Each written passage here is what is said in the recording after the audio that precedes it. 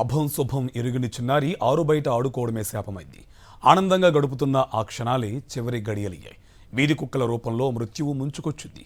పెద్దపల్లి జిల్లాలో 3 ఏళ్ల పాపను కుక్కలు పీకు తిన్న ఘటన సమాజాన్ని కలిచివేసింది. ఒక్క ఘటనే కాదు, ఉమ్మడి కరీంనగర్ జిల్లాలో వరుసగా రెచ్చిపోతున్న వీధి కుక్కల కాటు ఘటనలు సామాజిక సమస్యగా మారిపోయాయి. భయపెడుతున్న వీధి కుక్కల దాడులపై సాక్షి టీవీ అందిస్తున్న గ్రౌండ్ రిపోర్ట్ ఇప్పుడు చూద్దాం. రామసింహాలు ఇప్పుడు గ్రామాలని బెంబేలెత్తిస్తున్నాయి. కుక్క ఇప్పుడు ఒక సామాజిక చర్చగా మారింది. కుక్కలకు స్టెరిలైజేషన్ ప్రక్రియ చేయాలనే ఒక డిమాండ్ వినిపిస్తున్న నేపథ్యంలో మరొక వైపు కుక్కల విషయంలో జంతు ప్రేమికులు అడ్డుపడుతున్నారు. అసలు ఈ కుక్కల సమస్యను ఎలా పరిష్కరించడం అనేది ఇప్పుడు ఒక సమస్యగా మారిన నేపథ్యంలో గ్రామాల్లో పరిస్థితి ఏంటో ఒకసారి చూసొద్దానండి.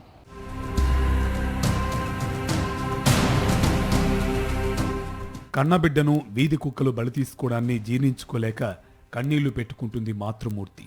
బతుకు తెరువు కోసం ఒడిశా నుంచి పెద్దపల్లి జిల్లాకు వలస వచ్చిన ఈ నిరుపేద కుటుంబానికి వీధి కుక్కలు తీరని కడుపు కోతే మిగిల్చాయి. బబ్లు, సరస్వతి దంపతులు ఒడిశా నుంచి పెద్దపల్లి జిల్లాలో ఇటుక బట్టీల్లో పనిచేయడానికి వలస వచ్చారు. వీరికి 3 పిల్లలు. కొద్ది రోజుల క్రితం సుల్తానాబాద్ మండలం కాట్నపల్లి ఇటుక బట్టీలో సరస్వతి, బబ్లు రెండో కూతురైన 3 ఏళ్ల దివ్య బెహ్రా ఆరు బయట ఇటుకల బట్టి వద్ద ఆడుకుంటుంది. ఆ సమయంలో ఓ పిచ్చి కుక్క దాడి చేసి నోట ఖర్చుకుని వెళ్ళింది. ఆ కుక్కకు తోడు మరిన్ని కుక్కలు జత కలిసి దివ్య బెహ్రాను చంపేశాయి. దివ్య బెహ్రా కనిపించకపోవడంతో తల్లిదండ్రులతో పాటు స్థానికులంతా కలిసి వెతికితే పొలాల్లో దివ్య బెహ్రా మృతదేహం బయటపడింది. కుక్కలు ఈడ్చుకు వెళ్లి చంపిన ఆనవాళ్లు బయటపడ్డాయి. 3 ఏళ్ల చిన్నారిని కుక్కలు బలి తీసుకున్న ఘటన సమాజాన్ని కలిచివేసింది. ఆ రోజు పాప ఆరు బయట ఆడుకుంటున్న దృశ్యాలు కూడా సీసీ కెమెరాల్లో రికార్డ్ అయ్యాయి. పాపను పొలాల్లోకి కుక్కలు ఎలా తీసుకువెళ్లాయి, అసలు ఆ రోజు ఏం జరిగింది? ఘటన జరిగిన స్పాట్ నుంచి మరింత సమాచారం మా కరెస్పాండెంట్ అందిస్తారు. ఆ ఘటన ఎక్కడ జరిగింది, ఆ పాప ఎక్కడ దొరికిందో నేను మీకు చూపించే ప్రయత్నం చేస్తున్నాను. మొత్తంగా ఇటుక బట్టీల్లో ఒరిస్సా నుంచి వస్తూ పనిచేస్తున్న సరస్వతి, బబ్లు జంటకు రెండో అమ్మాయి దివ్య బెహ్రా. ఆ దివ్య బెహ్రా ఇటుక బట్టీలో ఆడుకుంటున్న సమయంలో ఒక కుక్క పట్టుకొని వచ్చింది. ఆ తర్వాత మొత్తం కుక్కల గుంపు అంతా కూడా సమూహంగా మారి పొలాల్లోకి తీసుకెళ్ళి ఇక్కడ మొత్తంగా మనం దివ్య బెహ్రాకు సంబంధించి ఇదిగో మనం ఇక్కడ చూడవచ్చు. ఈ పొలాలలో కుక్కలకు సంబంధించిన అడుగులన్నీ కూడా ఫైండ్ అవుట్ చేశారు. ఇక్కడే ఆ అమ్మాయికి సంబంధించిన మృతదేహం దొరికింది. మొత్తం ఆ అమ్మాయి మృతదేహం పైన పూర్తిగా కుక్కలకు సంబంధించిన ఘాట్లన్నీ ఉన్నాయి. అయితే ఇది ఒక కుక్క చంపినట్టుగా మాత్రం కనిపించడం లేదు. దాదాపు ఒక 3-4 కుక్కలు కలిసి దాడులు చేసి ఉంటాయని చెప్పేసి ఇక్కడ వాళ్ళు చెప్తున్నారు. ఒకసారి ఇక్కడ ప్రత్యక్ష సాక్షి ఉన్నారు, ఒకసారి మనం మాట్లాడించే ప్రయత్నం చేద్దాం. అన్న చెప్పండి, ముఖ్యంగా ఆ రోజు ఏం జరిగింది? కుక్కలు ఎక్కడికి తీసుకొచ్చాయి? ఇక్కడికేనా? ఇక్కడికే తీసుకొచ్చాయి. వాళ్ళకి ఆ రోజు హాలిడే ఉంటుంది. పాపలు వీళ్ళు ఆడుకుంటారు అటు ఇటు. ఆడుకునే సమయంలో మాకు 12 గంటలకు కనబడతలేదని ఇన్ఫర్మేషన్ ఇచ్చారు వీళ్ళు.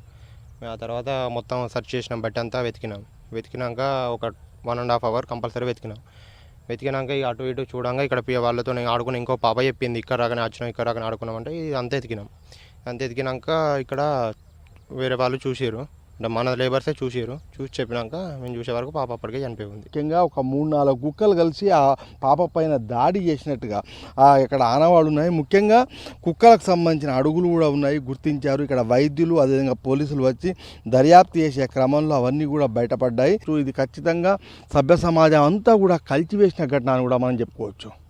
బుజ్జి మాటలతో ఇల్లంతా అల్లరి చేస్తూ ఆడిపాడిన కన్న కూతురు ఇక లేదన్న నిజాన్ని తల్లిదండ్రులు జీర్ణించుకోలేకపోతున్నారు. పాప జ్ఞాపకాలను తలుచుకుంటూ కన్నీటి పర్యంతమవుతున్నారు. क्या हुआ भैया? बबलू भाई, क्या हुआ आपका दिव्या बेहरा को 2 दिन पहले क्या हुआ? सर मैं सुबह तो काम पे जाता था, 5 बजे से 10 बजे तो मार्केट के दिन छुट्टी रहता, हाफ डे रहता. ऊपर से आया, नीचे काम ख़त्म करके आया. वो बेटी बोला कि मच्छी खाता, बोला तो मच्छी मारने के लिए चला गया. सर मैं उधर गया, उधर से आया तो 11:30-12 बजे के बाद उसका मम्मी लोग इधर ढूंढ रहे थे बच्ची को, कहाँ गया बोल के. वो लेटरिन गया था, बोला मुझे उधर रास्ता में उधर देखा तो मैं भी ढूंढने चला गया. सब जगह देखा, कहीं नहीं मिला. 1-1:30 बजे देखा तो सर खेती में कुत्ता काट के उधर गिरा दिया था. आपको कितने बच्चे हैं? 3 सर. 3 है. वो दिव्या बेहरा कितने बच्चे? 2 नंबर था. बड़ा बेटा है, बेटी छोटा था, उससे छोटा एक बेटा है. ఇదొక్క ఘటనే కాదు, గతంలోనూ సుల్తానాబాద్ మండలం కాట్నపల్లిలో కుక్కల బెడతో జనం బెంబెలెత్తిపోయారు. అప్పట్లో స్థానిక అధికారులకు పాలకులకు చెప్పినా లాభం లేకపోవడంతో గ్రామస్తులే విరాళాలు వేసుకుని వచ్చిన డబ్బుతో కుక్కల నిర్మూలన చర్యలు చేపట్టారు. అయినా సరే వీధి కుక్కల బెడద నుంచి ఎందుకు బయటపడలేకపోతున్నారో స్థానికుల మాటల్లోనే ఇప్పుడు విందాం. కుక్కలకు సంబంధించి పరిష్కారం ఏంటి అనేది ఒక చర్చ జరుగుతున్న నేపథ్యంలో కొన్ని ఊళ్ళల్లో ఆ కుక్కల స్టెరిలైజేషన్ ప్రక్రియ కోసం కొంతమంది పెద్ద ఎత్తున విరాళాలు కూడా సేకరించి ఇస్తున్న నేపథ్యంలో మనతో పాటుగా కాట్నపల్లికి సంబంధించిన ఆనందరావు ఉన్నారు. ఆనందరావుతో ఒకసారి మాట్లాడడం. ఆయన గతంలో 40,000 రూపాయలు ఖర్చు పెట్టి కుక్కలను పట్టించేందుకు ఒక ప్రయత్నం చేశారు.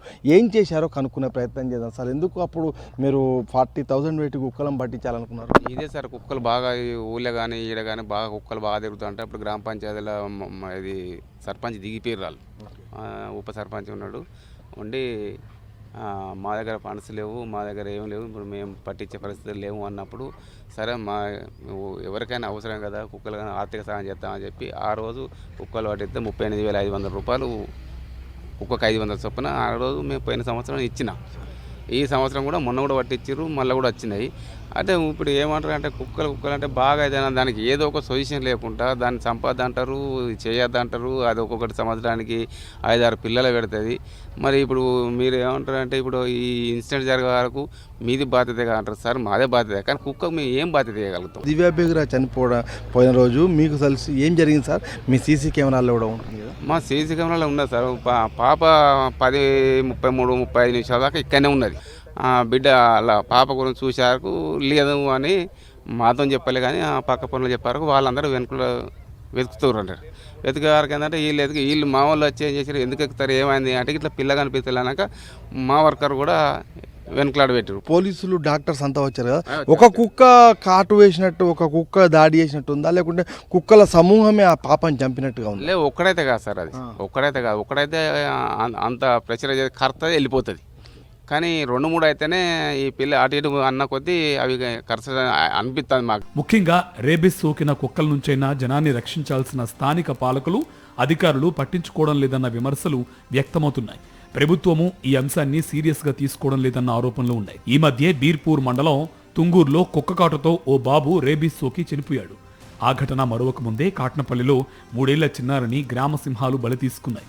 కరీంనగర్ జిల్లాలోనే శంకరపట్నం మండలం లింగాపూర్లో దండవేని కనకయ్య అనే మామిడి తోట కాపరిపై కుక్క దాడి చేయడం కలకలం రేపింది. ఇక జగిత్యాల జిల్లా ధర్మపురిలో వరుసగా 2 రోజుల పాటు సుమారు 10 మందిపై కుక్కలు దాడులకు తెగబడ్డాయి. వాస్తవానికి సుల్తానాబాద్ మండల కేంద్రంలో కావచ్చు, చుట్టుపక్కల గ్రామాల్లో కావచ్చు కుక్కల బెడద బాగా ఉంది.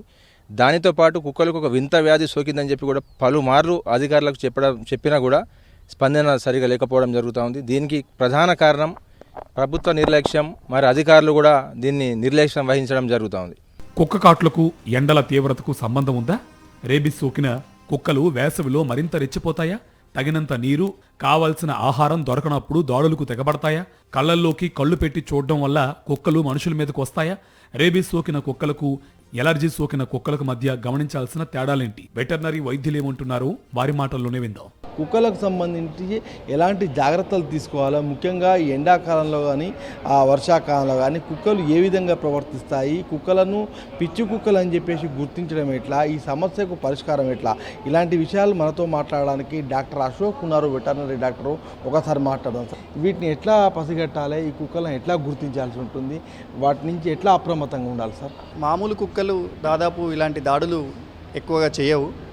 ఇవి పిచ్చి కుక్కలు అంటే రేబిడ్ డాగ్స్ ఏవైతే ఉంటాయో అవి రేబిస్ సంభవించిన తర్వాత వాటికి ఆ రేబిస్ వైరస్ అనేది వాటి నర్వస్ సిస్టమ్ని డ్యామేజ్ చేయడం జరుగుతుంది. సో దాంతో వాటికి పిచ్చి ఎక్కినట్టు బిహేవ్ చేసి so they can't control themselves. So అవి పిచ్చిగా బిహేవ్ చేయడం జరుగుతుంది. అవి ఎవరిని చూసినా కరవడము. సో వాటిని మనం ఈజీగా గుర్తించవచ్చు. అవి ఎక్కువగా అరవడము, లేదంటే బాగా వాటి నుంచి నోటి నుంచి సొల్లు అంటాం తెలుగులో మనం, సెలైవేషన్ ఎక్కువగా ఎక్సెసివ్గా కావడము, కొన్నిసార్లు పడిపోయి తల వాల్చి పడిపోయి డంబు స్టేజ్ కూడా ఉంటుంది. ఫ్యూరియస్ ఫామ్లో ఎక్కువ అరవడము, అందరి మీదికి భయంకరంగా దాడులు చేయడము, ఇట్లాంటివి చేస్తుంటాయి. ఇవి 2 రకాల ఫామ్స్ ఉంటాయి అందులో. సార్, ఇప్పుడు కొన్ని కుక్కలు కలరు మారి మనకు చాలా కనిపిస్తున్నాయి రోడ్ల పైన.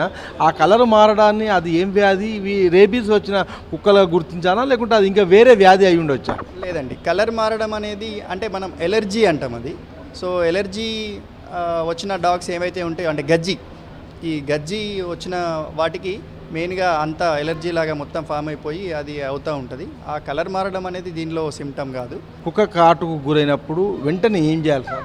మనం లోకల్గా కమ్యూనిటీ హెల్త్ సెంటర్కి హ్యూమన్ డాక్టర్ దగ్గరికి వెళ్ళేసి అక్కడ మనం టీకాలు వేయించుకోవడము, అదే రకంగా వాళ్ళు ఇమ్యునోగ్లోబులిన్స్ కూడా ఆ కరిచిన సైట్ వద్దనే ఇమ్యునోగ్లోబులిన్స్ కూడా వేస్తారు. దాని ద్వారా వాళ్ళకి పాసివ్ ఇమ్యూనిటీ వస్తుంది ఎమ్మిటే. సో అది ఏ రకమైన డాగ్ అయినా సరే, ఇది మా డాగే మంచిదే డాగ్ పర్లేదు మేము అని అశ్రద్ధ చేయకుండా ఖచ్చితంగా డాగ్ బైట్ అయిందంటే వాళ్ళ పెట్ వాళ్ళని కరిచినా కూడా ఖచ్చితంగా డాక్టర్ దగ్గరికి వెళ్ళేసి టీకా తీసుకోవాల్సిన అవసరం ఉంటుంది. తెలంగాణలో ఇప్పటి వరకు 15 లక్షల మంది కుక్క కాట్ల బారిన పడ్డారు. ఇందులో కొందరు ప్రాణాలు కూడా కోల్పోయారు. ఇంత పెద్ద సామాజిక సమస్యపై మాత్రం లోతైన అధ్యయనం గానీ పరిష్కారం గానీ అటు ప్రభుత్వం నుంచి గానీ ఇటు జంతు ప్రేమికులు ఆలోచన చేయకపోవడం విచారకరం. ఇప్పుడు సామాజిక సమస్యగా మారింది. ఈ క్రమంలో సామాజిక బాధ్యతగా స్థానిక ప్రజాప్రతినిధులతో పాటుగా పాలకులు, అధికారులు ఈ కుక్కల సమస్య పైన తక్షణమే స్పందించాల్సిన అవసరం మనకు కనిపిస్తుంది.